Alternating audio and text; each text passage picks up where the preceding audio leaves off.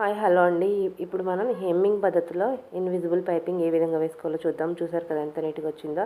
First ఇలా cross పట్టి తీసుకుని దానికి పైపింగ్ క్లాత్ అనేది ఈ విధంగా యాడ్ చేసేసుకోవాలి.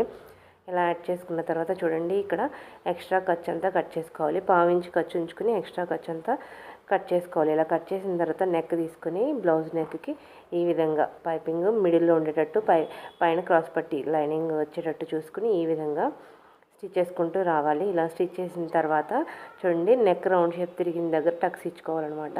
ఇలా టక్స్ ఇచ్చిన తర్వాత ఇప్పుడు బ్యాక్కి ఫోల్డ్ చేసుకుని ఈ విధంగా ఖర్చు అంతా పైకి పెట్టుకుని ఈ విధంగా స్టిచ్ చేసేసుకోవాలి. చూడండి, ఖర్చు స్టార్టింగ్లో ఎంత పట్టుకున్నారో ఎండింగ్లో వరకు కూడా అంతే పట్టుకుని ఈ విధంగా నీట్గా స్టిచ్ చేసుకోవాలన్నమాట. ఇలా స్టిచ్ చేసుకుంటే హెమ్మింగ్ చేసిన తర్వాత కూడా నీట్ ఫినిషింగ్ అనేది వస్తుంది. ఈ విధంగా హెమ్మింగ్ పద్ధతిలో పైపింగ్ అనేది ఇన్విజిబుల్ పైపింగ్ అనేది ఈ విధంగా చేసుకోవాలి. Thank you for watching.